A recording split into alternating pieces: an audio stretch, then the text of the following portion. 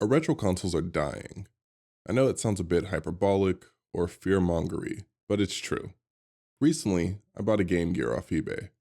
This handheld is currently on its last legs because the capacitors within the system have gone bad. Now, I'm going to swap those out, along with a few additional upgrades to bring the system more in line with the modern era. But to someone who isn't handy with a soldering iron, or isn't even aware that the issues are fixable, this system is essentially a paperweight. The same goes for more and more of our legacy consoles. As they continue to age and degrade, disk drive motors and other movable parts have a finite lifespan. Capacitors can leak and can result in damage to motherboards. And in the case of the Wii U, flash memory degradation resulting in corrupted firmware. Once these systems are broken, we have no one to go to for repairs. Just recently, Nintendo has ran out of parts for their 3DS systems and have shut down their repair service. So what are we supposed to do when our beloved retro consoles break down and need repair?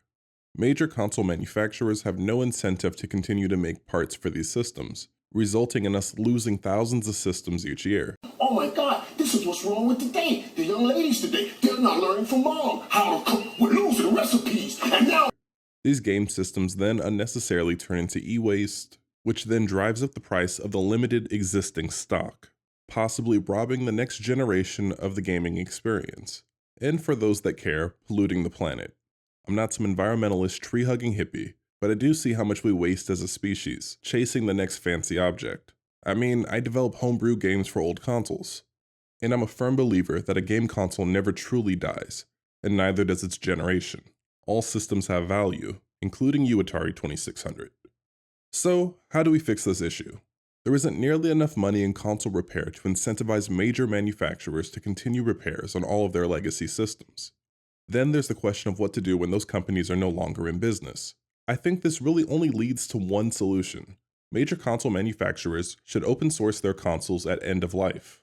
I would also prefer if they release their SDKs, but that would just be icing on the cake. Since there are so many open source alternatives to official SDKs already, this isn't really necessary.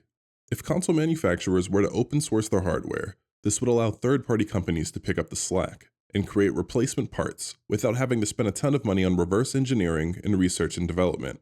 I mean, we're starting to see this now, but it's only after years of research, testing, and individuals building companies around these products. This is proof that if no existing company has any interest in manufacturing parts, most gaming communities are full of intelligent, passionate people who are more than ready to pick up that slack. Giving your loyal fans all the information needed to keep their favorite consoles running not only saves a ton of consoles from entering the trash, but also helps those individuals who have an interest in preserving and even improving previous generation consoles, saving them a ton of time, effort, and speeding up the process.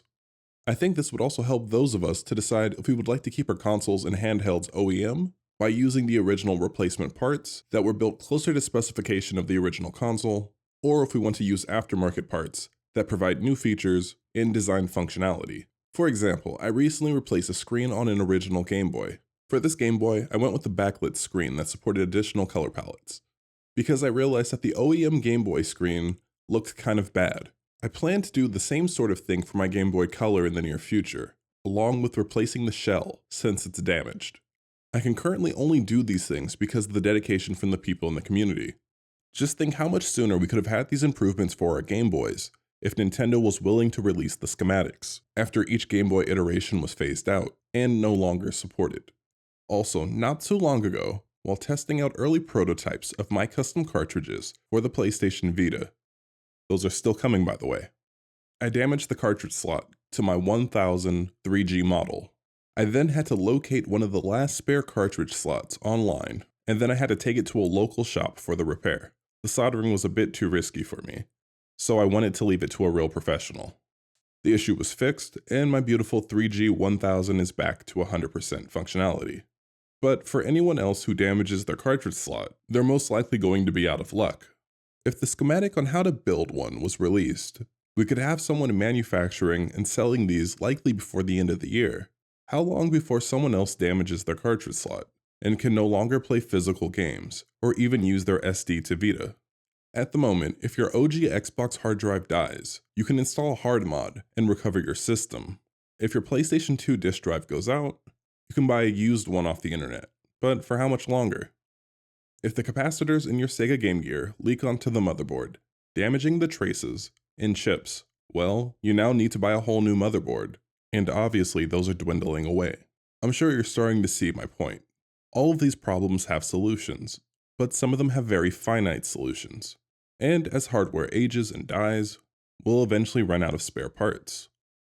It's obvious that the world has a love for older games. How many emulation machines are released each year? There seems to be a new FPGA system being released every month at this point. The Evercade is booming, and we all clamor for backwards compatibility in our new consoles. Sure, you can always emulate, but those of us who love our original machines want to make sure that they keep going for as long as physically possible.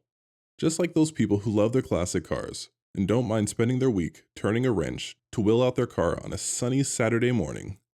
I'm sure many of you wouldn't mind replacing boards, screens, or power supplies to your favorite consoles, just to make sure they keep on living.